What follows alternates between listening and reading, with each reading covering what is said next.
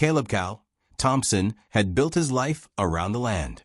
A third-generation farmer with calloused hands and a heart full of pride, Cal managed a sprawling homestead where every field, barn, and hayshed told a story of perseverance and tradition. His farm wasn't merely a place of business, it was his sanctuary, a living legacy passed down through generations. Every morning, before the rooster even crowed, Cal would walk the property, greeting his animals and tending to every detail that made his home unique. Among the most cherished parts of his land was the old hay shed, a weathered structure that stored bales of hay, tools, and memories of countless harvests. It was here that Cal's community would gather for impromptu barn dances and summer picnics, a symbol of rural camaraderie. But trouble had been brewing on the horizon. In this same quiet community, a storm of bureaucracy and petty tyranny was led by none other than Kerren Hargrove, the self-appointed enforcer of the local homeowners association, HOA. Known simply as HOA Kerren, she had become notorious for her overzealous interpretation of community rules, from mandating pristine lawns to policing even the smallest details of outdoor decor.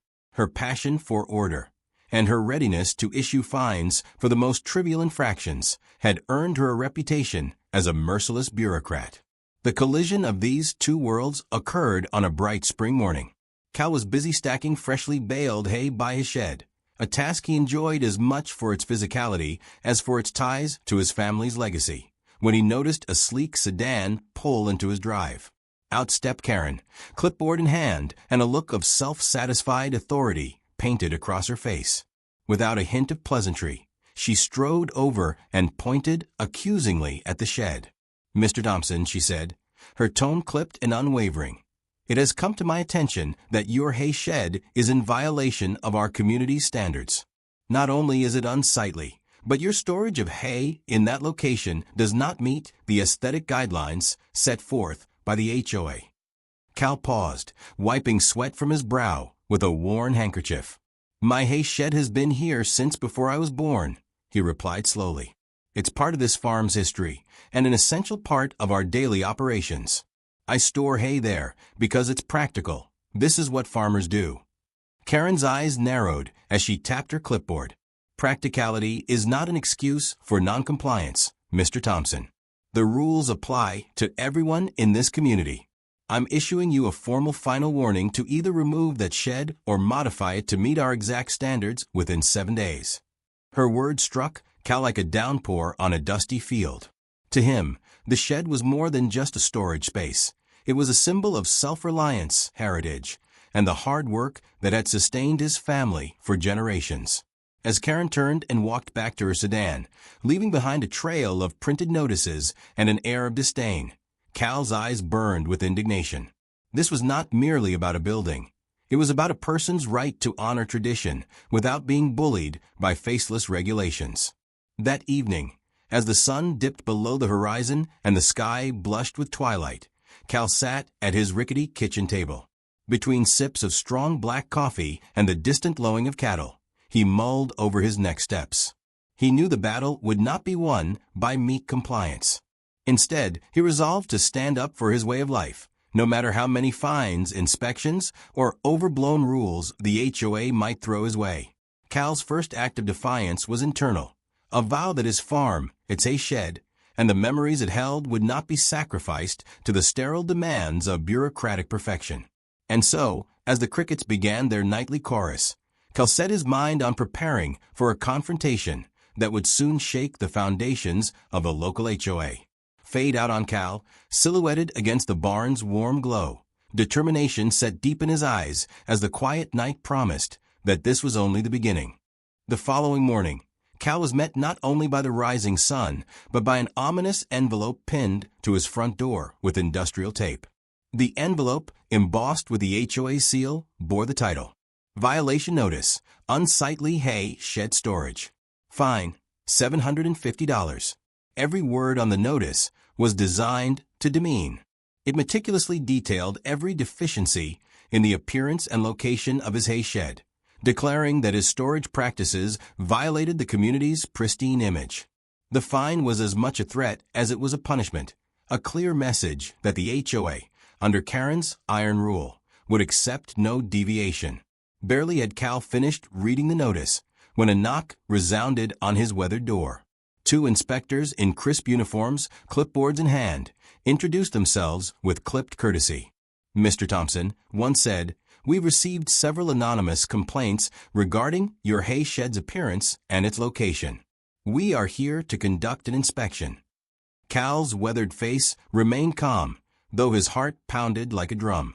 "I'm happy to cooperate," he said, "but I require to see the official documentation authorizing this inspection. My shed is not only functional, it's a part of my farm's history."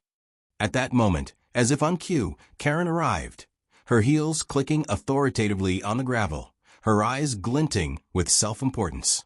"This inspection is not up for debate," she declared. "Every property in our community must conform to the HOA's stringent standards. No personal sentiment can override these rules." Throughout the inspection, Cal answered questions and presented documents. Old photographs of the shed during happier times, records of repairs made over the years, and even testimonials from longtime neighbors who admired the farm's rustic charm. Yet Kerren remained unyielding, interjecting with criticisms about the shed's rustic look and calling it an eyesore. By the time the inspectors left, mumbling about discrepancies and unapproved storage practices, Kerren made one final pronouncement. "You have 14 days to either modify your property or face further penalties," she said, leaving behind a lingering air of finality. That night, under a star-studded sky, Cal sat in his modest kitchen, reviewing the violation notice. Every word was a challenge, a demand to erase a piece of his heritage. With determination growing in his chest, Cal began drafting a letter to the local zoning office, outlining how the shed was not just a structure, but an essential component of his family's legacy. He vowed that he would not simply comply with rules that sought to erase the individuality of his home. Fade out on Cal's resolute face as he gazes out at the quiet fields, the letter in front of him a silent promise to fight back against a system that sought to smother the soul of his farm. In the days that followed the initial inspection, murmurs of discontent began to spread throughout the community. At the local feed store and during break times on the farm, Cal overheard neighbors discussing how HOA Kerren had a penchant for targeting anyone who didn't fit her vision of perfection.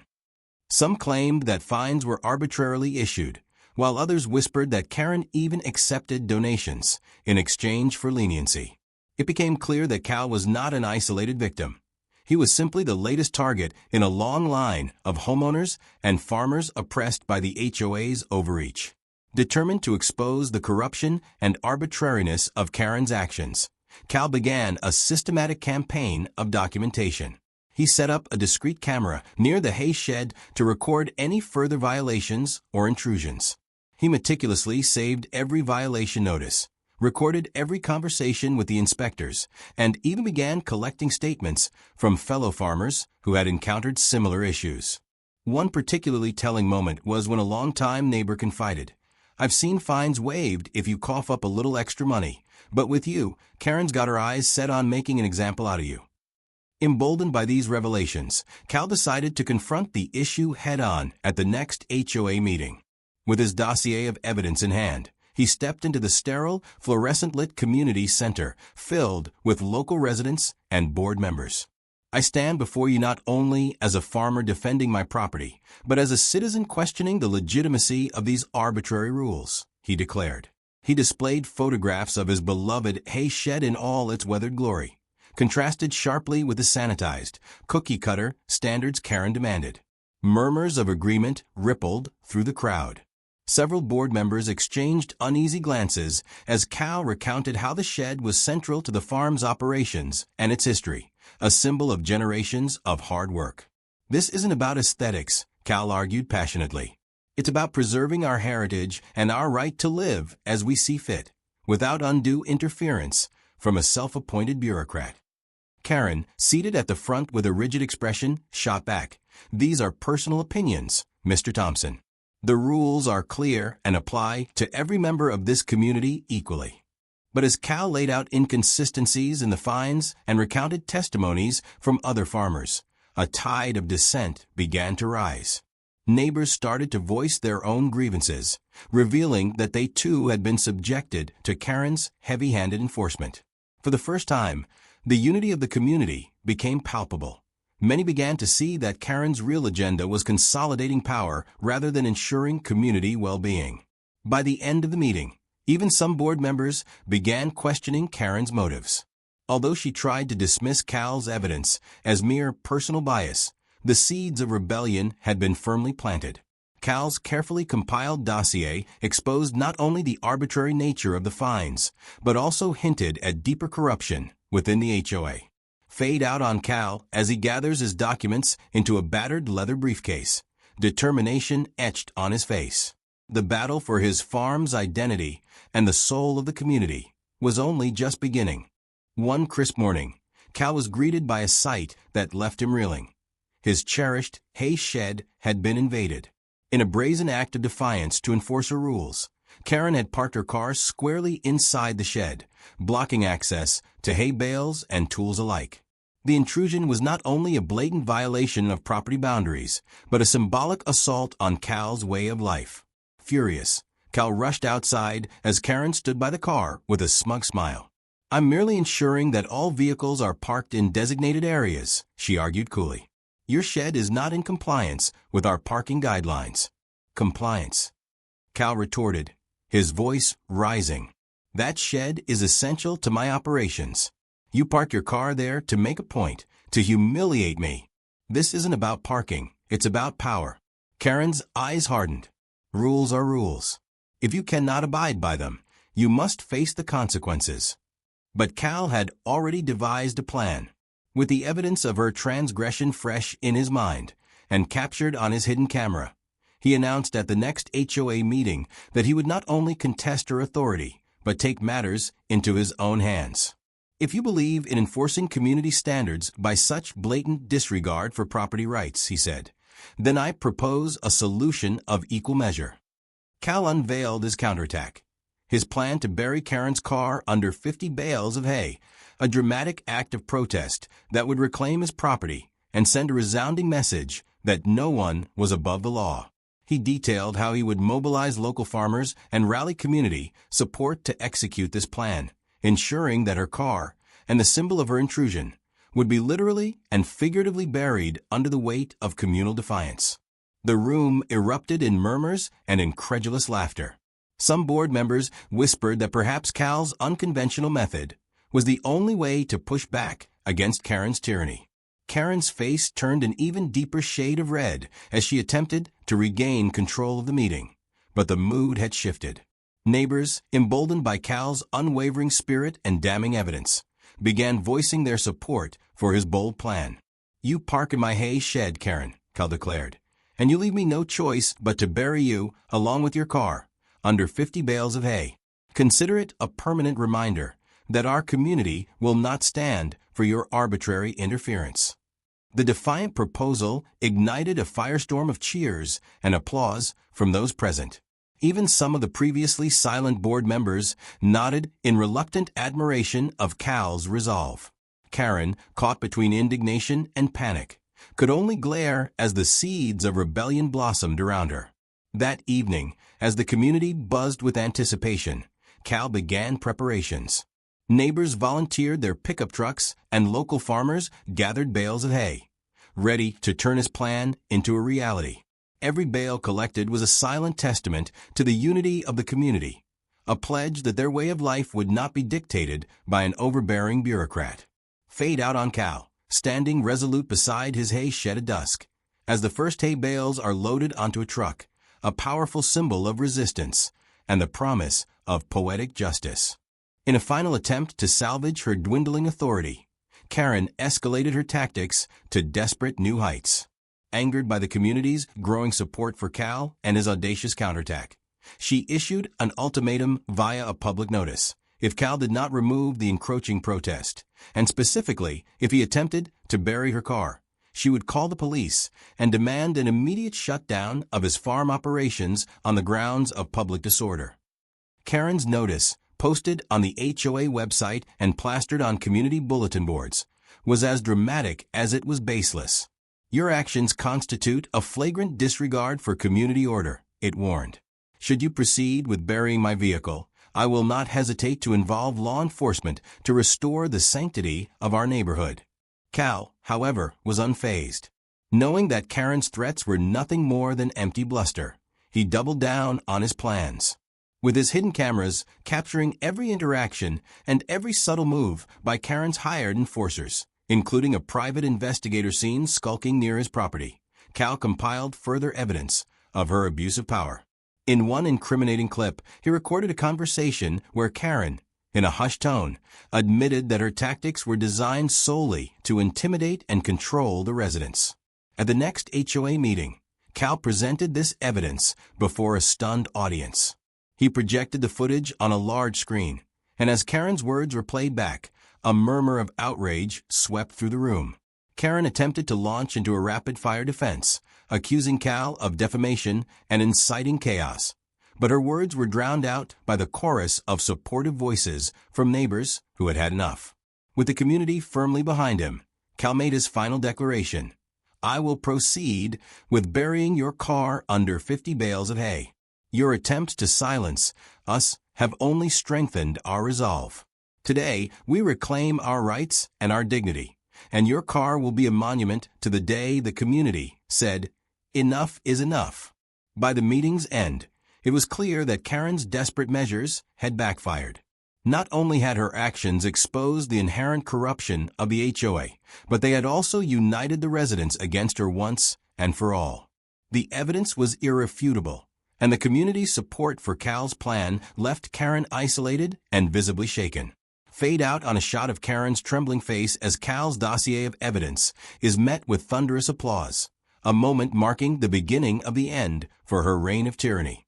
In the wake of the explosive meeting and the imminent threat of her car being buried under hay, the community rallied like never before. The local newspaper splashed headlines across town, and social media buzzed with images of Cal's plan and the overwhelming support of local farmers. The pressure on the HOA board became insurmountable. An emergency board meeting called in the midst of the controversy. Evidence of Kerren's overreach, her baseless fines, her arbitrary inspections, and now her attempt to punish Cal by parking in his hay shed, was laid out in stark detail. One by one, board members began to voice their discontent. The unanimous vote was a turning point. Kerren was removed from her position as HOA president. News of her ouster spread quickly.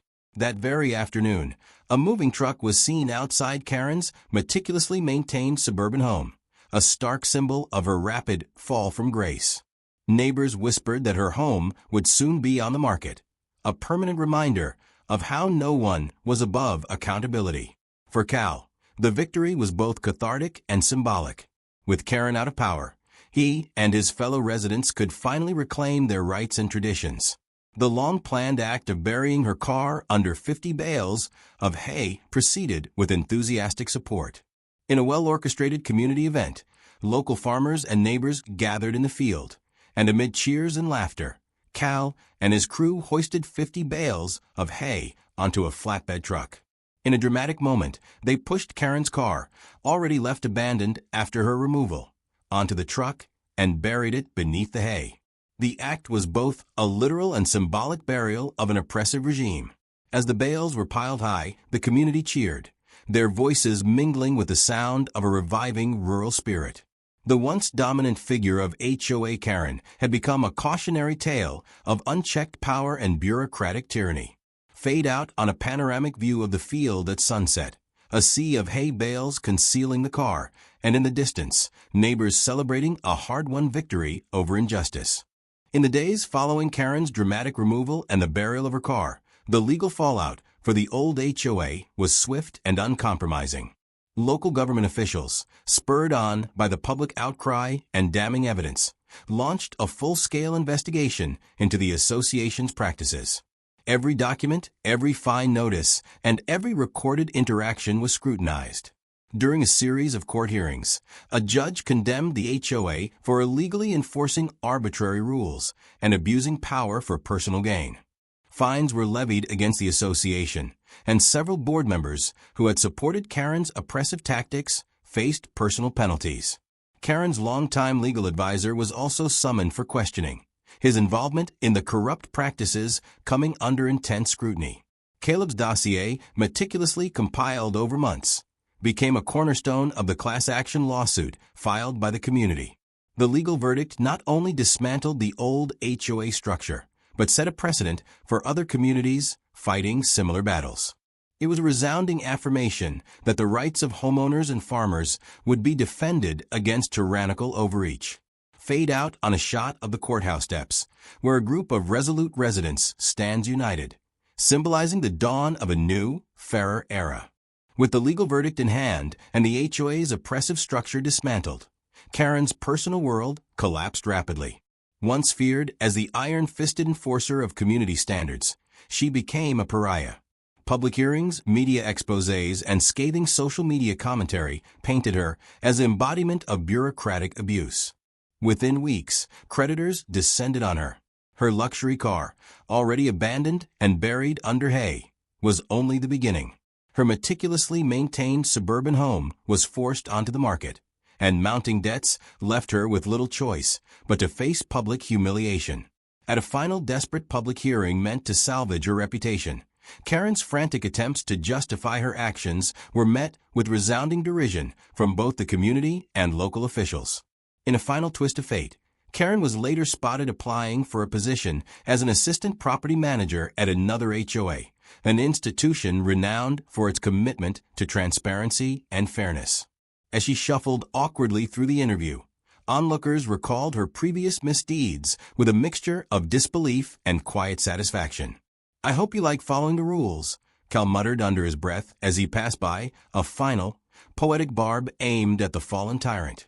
Fade out on a lone Kerren, her figure diminished and defeated on a busy street, a stark reminder that no one is immune from accountability when their power is abused.